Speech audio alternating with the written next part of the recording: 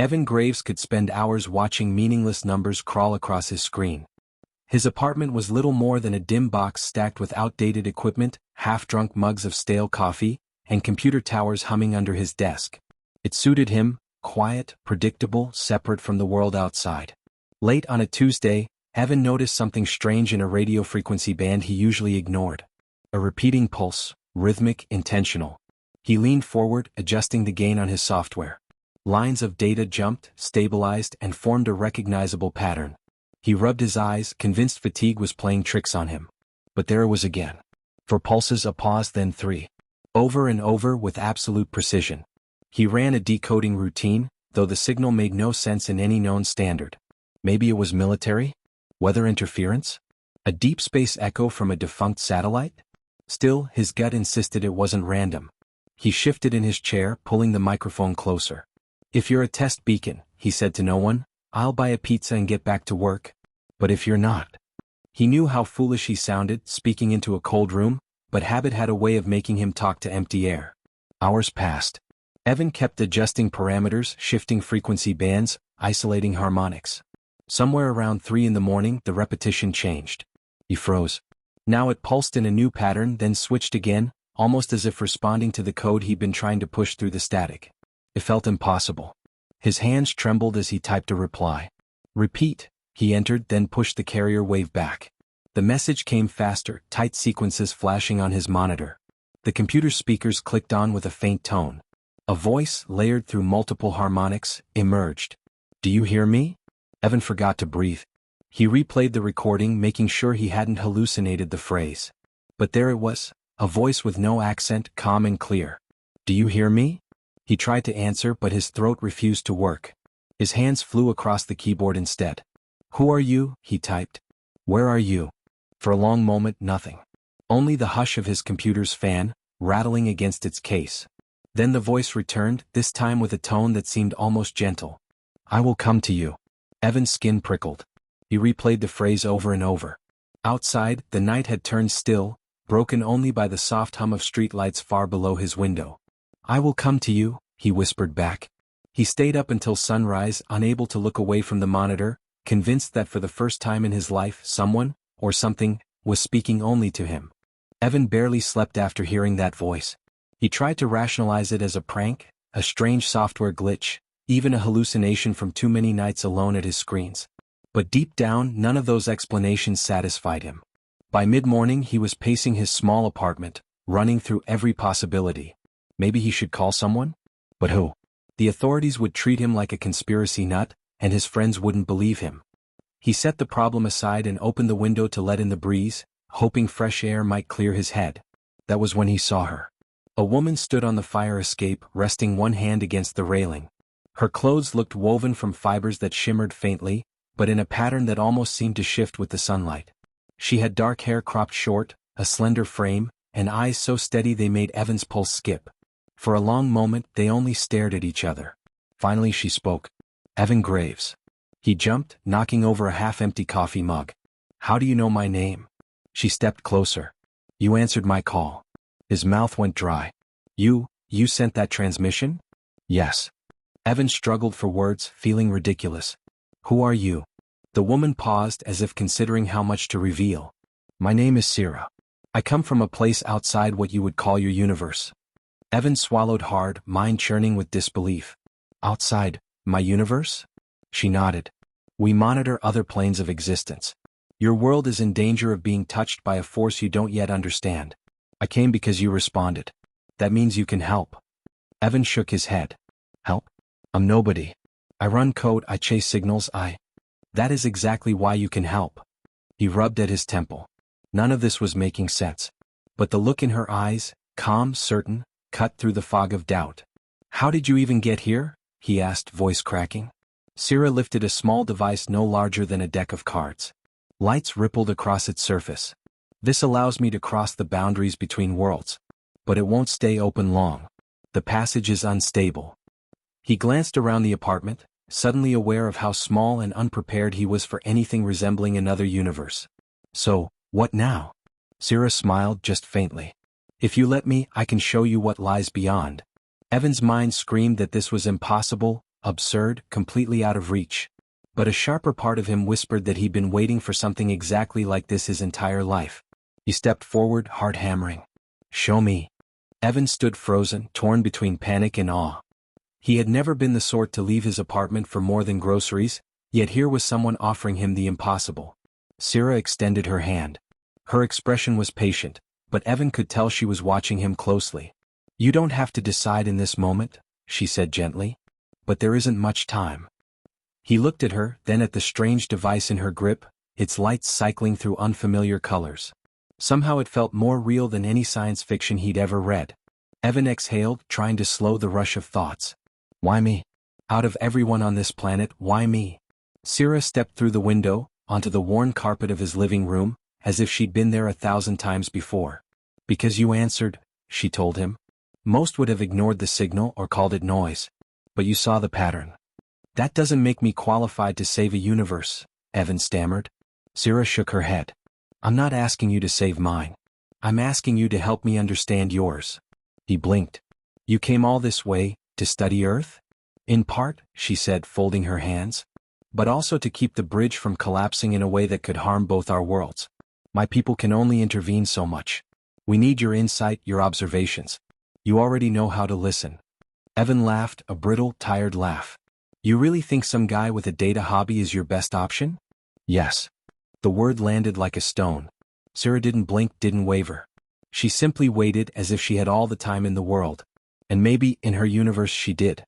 Evan glanced around his cluttered apartment at the tangled cables, dusty textbooks, and forgotten projects that had filled his life for years. This, whatever this was, might be his only chance to do something meaningful, something no one else would ever believe possible. He reached for his coat, then paused. "What exactly do I need to bring?" Sarah smiled, the faintest curve of her lips. "Just yourself. Everything else I can provide." "Are we going far?" he asked. She nodded once. "Farther than you have ever imagined." Evan swallowed, heart thumping as he stepped closer. He tried to steady his voice. "Then let's go." Sarah lifted the device. With a quiet hum, its lights flared, washing the room in a shifting glow. In a heartbeat, the walls of his apartment folded inward, replaced by a tunnel of silvery light. He felt his balance slip, his stomach lurching, and then they were gone. Evan felt weightless, as if he had been dropped into a pool without water. The tunnel around him pulsed with soft light, its walls shifting in patterns that refused to hold still. He tried to speak, but no sound came out. Even the air felt different, dense and strangely sweet. Sarah was beside him, holding the device in her hand, calm and steady as ever. When she met his gaze, her voice carried through the strange emptiness without moving her lips. "We're passing through a threshold." Evan managed a nod, though the motion seemed to echo strangely through his limbs. Shapes formed and broke apart beyond the tunnel walls. Hints of landscapes he couldn't name, brief flashes of stars that burned the wrong colors. "Are those other worlds?" he managed to say, though the words felt clumsy. Sarah's expression softened. "They are possibilities. Some formed. Some unfinished." He stared until his eyes watered. The tunnel twisted once more, and suddenly they were falling, or rising, it was impossible to tell. Then, with a hush like a breath through glass, they landed. Evan stumbled forward, nearly collapsing onto a pathway of polished metal. The air here tasted bright, a kind of mineral tang. Above them, the sky rippled with huge ribbons of color, bending and swirling like living rivers. In the distance, towers floated in midair, connected by beams of shifting light. Evan could only stand there, stunned. "This is your universe?" he asked, voice hoarse. Sarah nodded. "A part of it. The place I call home." He turned in a slow circle, taking in the impossible view. Gardens arranged in spiral patterns, people wearing fabrics that shifted hue with their gestures, strange creatures flitting from one floating platform to another. Sarah watched his reaction with a calm patience. "We call this settlement Mirren. It was grown, not built." "Grown?" Evan repeated. "Yes. The material is living. It reshapes itself as our needs change." Evan tried to process that, but it was too much. Everything about this place defied every principle he'd ever learned. Sarah gestured for him to follow. They passed under an archway lined with symbols that rearranged themselves as they walked by, almost as if reading them in return. "Why did you bring me here first?" Evan asked. Sarah paused, glancing toward a massive tower rising in the center of the city. "Because this place will help you understand why your world matters to us." Evan felt a knot tighten in his chest. You said there was danger. What kind of danger? Sira's calm face grew more serious. The passage that allowed me to reach your world is not stable. Others have noticed it too. If they cross without respect for balance, they could damage your universe, and mine. He swallowed. So you want me to help you stop them? Sira turned back to him, her eyes steady. I want you to help me protect both our worlds. That means learning. That means working together. Evan felt the fear again, buzzing at the edge of every thought, but somehow it was tempered by a quiet resolve. He took a breath and nodded. Show me what I need to do. Sira's expression eased, and for the first time since he had met her, he saw something close to relief in her face. Come, she said. There is much to see. They stepped into the city, and Evan felt as though he had crossed into a dream that refused to let go. Evan followed Sira through a walkway that seemed to float without supports. The path curved around a pool of water so clear it looked like liquid glass, reflecting an ever-shifting sky above. Everywhere he turned, people moved with an unhurried calm, dressed in garments that shimmered with a subtle glow. Strange flying creatures flitted past, some carrying parcels, others simply gliding on air currents that twisted through the city like invisible streams. This place, Evan began, still trying to find words, it feels alive. Sira glanced at him. It is. Here, nearly everything you see is built from living material, guided by intention. We learn to shape the world and the world answers. Evan let that sink in. You mean the buildings, the bridges, they grow? Yes, Sira confirmed. We help them grow and they help us survive. They passed beneath a towering structure that resembled a tree, its branches holding homes like lanterns suspended among the leaves. Evan stared upward, watching people moving from one platform to the next with graceful steps. Sira gestured him forward. You will have to understand how we live before you can help us. Balance is everything here. They entered a wide hall, walls pulsing with gentle color. A group of children sat in a circle, a teacher showing them how to draw patterns in the air with beams of light. The shapes changed as the children spoke, responding to their voices. Evan found it both beautiful and terrifying. Is this how you all learn? He asked. Yes, Sira said. From an early age we teach our children to cooperate with their surroundings. They see themselves as part of the whole, never separate.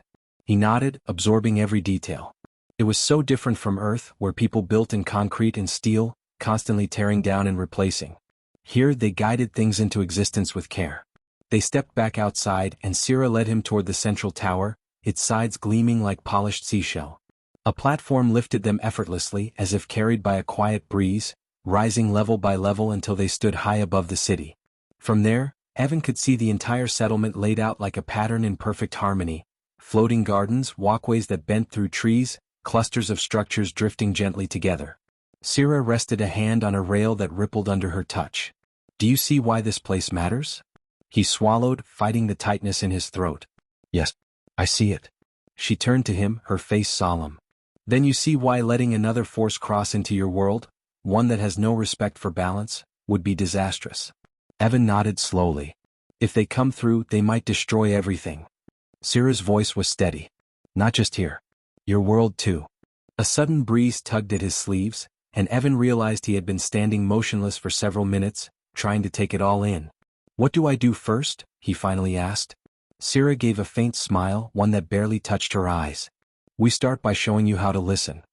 Sira guided Evan down from the tower, explaining as they moved how her people collected information, not only through machines but through direct observation and careful harmonies of energy. They arrived at a smaller chamber with an arched doorway. Inside, Evan saw tables covered in crystal panels, lines of shifting symbols dancing across their surfaces. The air felt cool and precise, charged with purpose. This is where we record what we find, Sira told him. We store memories here, not just numbers. The structure preserves the context, so someone reading these records feels what we felt.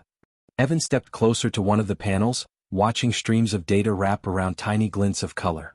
It reminded him of a living blueprint, breathing with each change. You want to map Earth the same way? He asked. Yes, she said. If the rift expands, our worlds will influence each other in unpredictable ways. We must understand yours so that we can protect both. Evan's mind churned.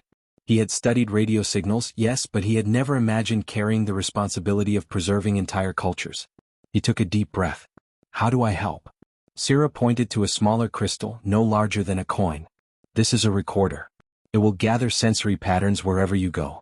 Speech, motion, even your own thoughts if you let it. He hesitated, staring at the tiny device. My thoughts. You can choose which ones, she assured him. It will not take what you don't allow. But your insight, the way you notice details others miss, is valuable.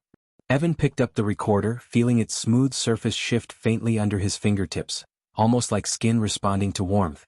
Sira continued, you will need to travel back to your world. Gather information. Places, people, patterns of daily life. It will help us shape a stable link between dimensions. He nodded, trying to steady himself. And what if someone tries to stop me? Her eyes met his without hesitation. I will be nearby. You won't be alone. Something in her voice gave him the confidence to breathe a little easier. Okay, he said. So I go home, record what I see and send it back here? Yes, Sira confirmed. And if you can learn more about the rift itself. Its center is shifting and that makes it dangerous.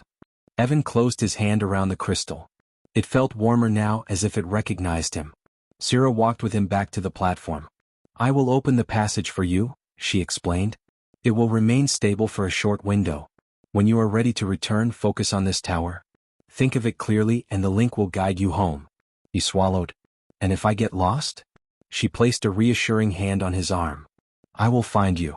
For the first time since all of this had begun, Evan allowed himself a small, uneven smile. Then I guess I'm ready. Light gathered around them, soft but strong, and the world folded once again. The transition back to Earth was sharper this time. Evan stumbled forward, landing in the narrow corridor of his apartment building, heart hammering. Everything felt smaller than he remembered, the hallway's worn paint, the faint odor of cooking oil from a neighbor's kitchen. He stepped inside his unit, glancing at the clock on his desk.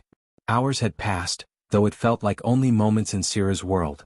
The crystal recorder rested against his palm, steady and warm. All right, he whispered to himself, I can do this. He gathered a small shoulder bag, packing essentials, a notebook, his old portable radio scanner, and a backup battery. If he was going to map his world for an interdimensional envoy, he might as well be thorough. As he stepped into the street, something shifted at the edge of his vision. A figure in a mirrored mask watched from the corner, its movements sharp and deliberate. The stranger turned slightly, metal threads dangling from its sleeves like puppet strings. Evan froze. The figure advanced with an unnatural grace, stopping only a few steps away. A voice emerged from behind the mask, cold and fragmented. You hold the marker, it said. Evan's throat went dry. Who are you? The masked figure tilted its head. Return it. The words made no sense, but the tone was unmistakable. A threat. Evan took a step back, clutching the recorder. I don't know what you mean. The figure raised a hand and the threads began to glow faintly. Give it to me. A quiet hum built in the air, something vibrating against Evan's teeth. Before he could react, another flash of light split the alley behind him. Sira emerged, her voice clear and unshaken. He is under my protection. The masked figure spun to face her, tension crackling between them. This world is not yours to guard, the figure hissed. Sira stepped forward. It is not yours to tear apart. In one smooth motion, she lifted her device, and a line of energy snapped toward the masked intruder.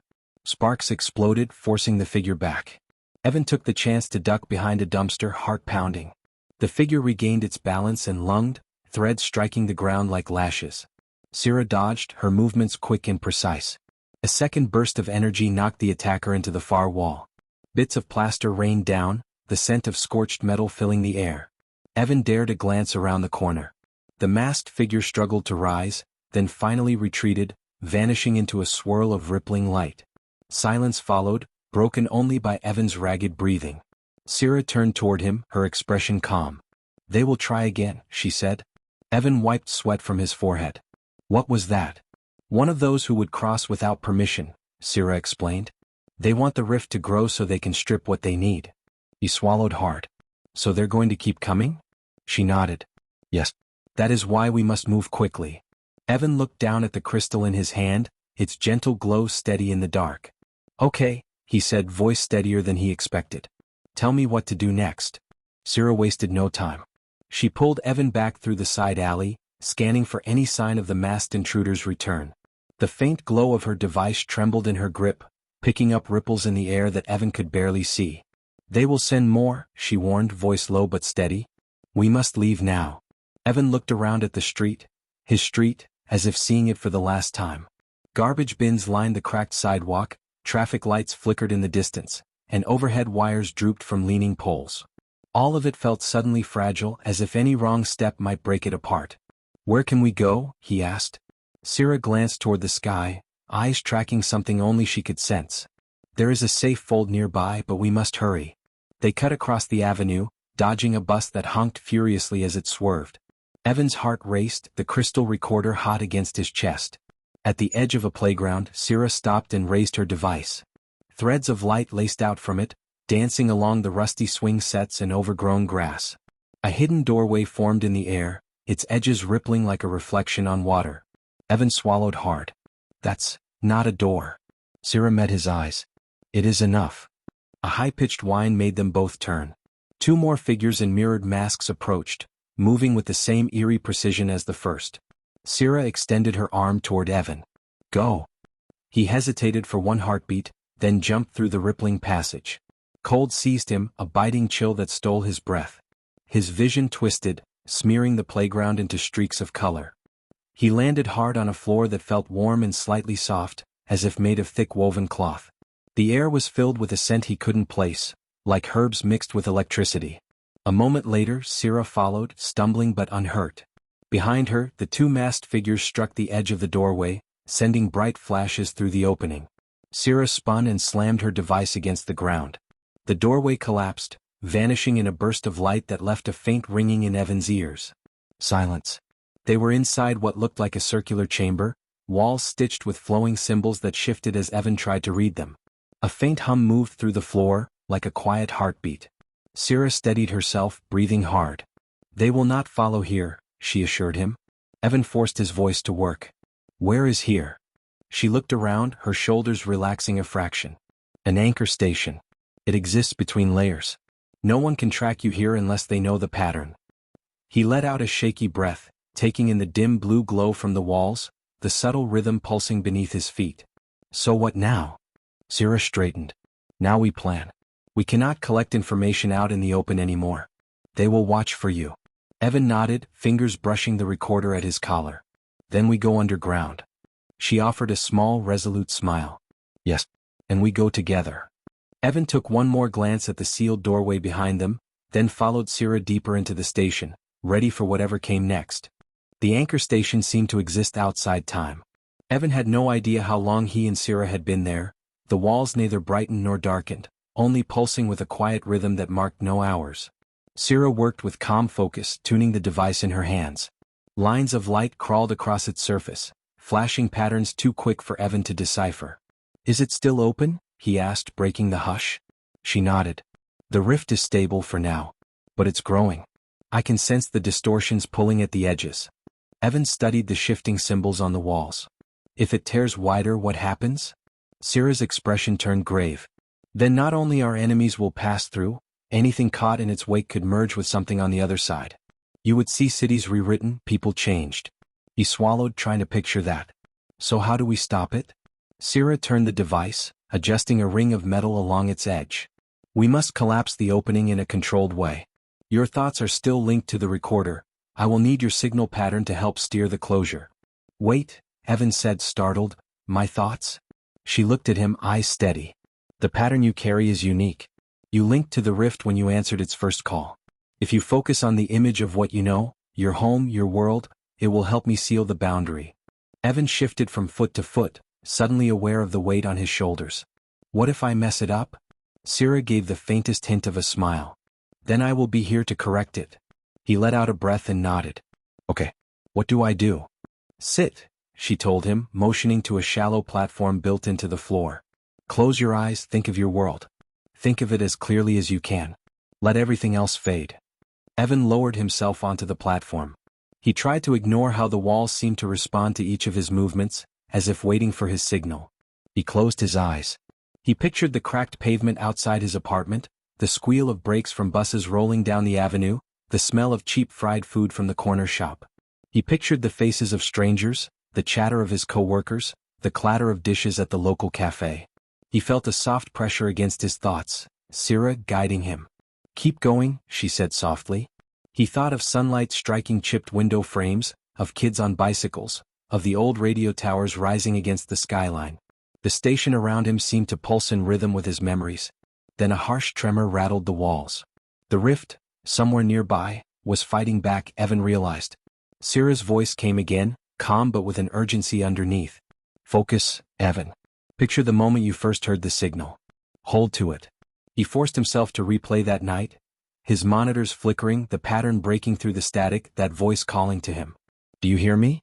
Yes, he whispered. I hear you. The station surged with light, washing away the trembling. Syrah's device fired a thin beam into the air, tracking a line of energy he could barely see.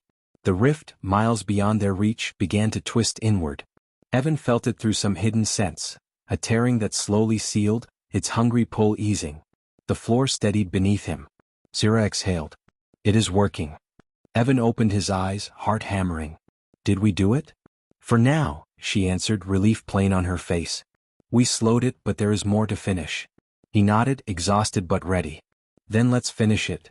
The station's silence seemed deeper after the energy flow had steadied. Syrah lowered her device, the lines of light across its surface dimming at last. Evan rose from the platform, unsteady but standing.